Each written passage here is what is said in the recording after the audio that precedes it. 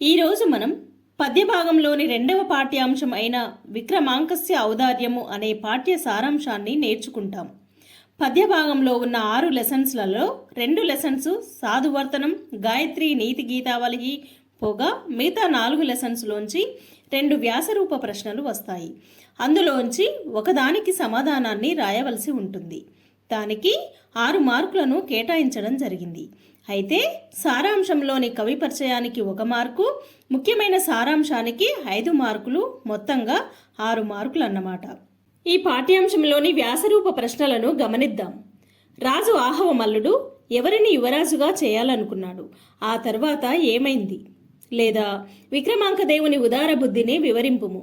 ఈ 2 ప్రశ్నలలో ఏ ప్రశ్న వచ్చినప్పటికీ సమాధానము పాఠ్య సారాంశాన్ని రాయవలసి ఉంటుంది. అయితే సమాధానాన్ని పరిశీలిద్దాం. ముందుగా కవి పరిచయం చూద్దాం. బిల్హన కవిచే రచింపబడిన విక్రమాంక దేవచరితము నుండి విక్రమాంకస్య ఔదార్యము అను పాఠ్యభాగమును స్వీకరించడం జరిగింది. మిగతా సైడ్ హెడ్డింగ్స్ అన్ని మీరు చదువుకోండి. నేను సారాంశాన్ని ఒక కథలాగా చెప్తూ వెళ్తా. దక్షిణ భారతదేశంలోని కర్ణాటకలో చాళుక్య రాజ్యాన్ని పాలిస్తున్న రాజు ఆహవమల్లుడు. ఇతనికి 3 కుమారులు. వారు సోమదత్తుడు, విక్రమాదిత్యుడు, జయసింహుడు. అయితే ఆహవమల్లుడి 2వ కుమారుడైన విక్రమాదిత్యుడు క్రమశిక్షణతో పాటు సకల విద్యలను అభ్యసించాడు. పెద్దలంటే గౌరవ మర్యాదలు కలిగి ఉండుటే కాకుండా యుద్ధ విద్యలలో ప్రావీణ్యాన్ని సంపాదించాడు. ఆహవమల్లుడు తన 3 కొడుకులలో విక్రమార్కుడికి ఉన్న ప్రత్యేక సమర్థత కారణంగా విక్రమార్కుడిని తన రాజ్యానికి రాజును చేయాలనుకుంటాడు. ఇదే విషయాన్ని విక్రమార్కుడికి చెప్తాడు ఆహవమల్లుడు. విక్రమాదిత్యుని పాలనలో రాజ్యము ఎలాంటి ఒడిదుడుకులు లేకుండా సుభిక్షంగా ఉండగలదని తన తండ్రి భావించాడు. అయితే తండ్రి నిర్ణయాన్ని తిరస్కరిస్తూ విక్రమాదిత్యుడు ఇలా అన్నాడు: తండ్రి, నేను యువరాజును కాకపోయినా నా ఆజ్ఞలను సామంతరాజులు పాటిస్తారు.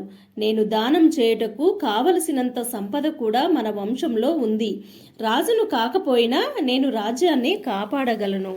ఇది విన్న ఆహవమల్లుడు తన కుమారుడైన విక్రమాదిత్యునితో ఇలా అన్నాడు: నాయనా, నాకున్న 3 కుమారులలో నువ్వు ప్రత్యేకమైన వాడివి. స్వయంగా పరమేశ్వరుడే నిన్ను నా పుత్రునిగా ప్రసాదించి రాజును చేయమని కోరెను. నువ్వెందుకు నాకు విరుద్ధంగా మాట్లాడుతున్నావు అన్నాడు. అప్పుడు విక్రమాదిత్యుడు ఇలా అనెను: తండ్రి, మీకున్న 3 కుమారులలో నాపై మీకు అమితమైన పక్షపాతం ఉంది.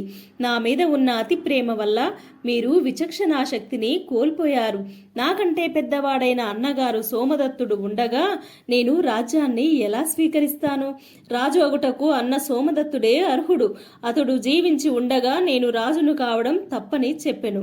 తండ్రి, మీరు మహారాజుగా ఉంటూ అన్న అయిన సోమదత్తుని యువరాజుగా చేసినచో మిమ్మల్ని అనుసరిస్తూ మీ దారిలో నడుస్తూ నేను రాజ్యాన్ని సంరక్షిస్తాను. ఒకవేళ నేను గనక రాజును అయితే ఎప్పటి నుండో ఉన్న మన వంశ ఆచారానికి నా వల్ల కలంకం వస్తుంది అని అంటాడు విక్రముడు. విక్రముడు పలికిన ఈ ఉదాత్తమైన మాటలు విన్న తన తండ్రి ఆహవమల్లుడు ఆశ్చర్యపోతాడు. అప్పుడు ఆహవమల్లుడు ఇలా అంటాడు: నాయనా, రాజ్యాన్ని పొందగల యోగ్యుడవైనప్పటికీ నీలో ఉన్న ఔదార్య గుణం వల్ల నువ్వు దైవంతో సమానుడవైనావు. నాకు ఎంతమంది కుమారులున్నా నీలాంటి పుత్రుడు వల్లే నాకు కీర్తి పెరిగింది. మన చాళుక్య రాజ్యం కలకాలం వర్ధిల్లుగాక. మన సామంతులు మన కీర్తిని మెచ్చుకుందురుగాక. ఈ మాటలు ప్రమాణాలుగా చేయుము.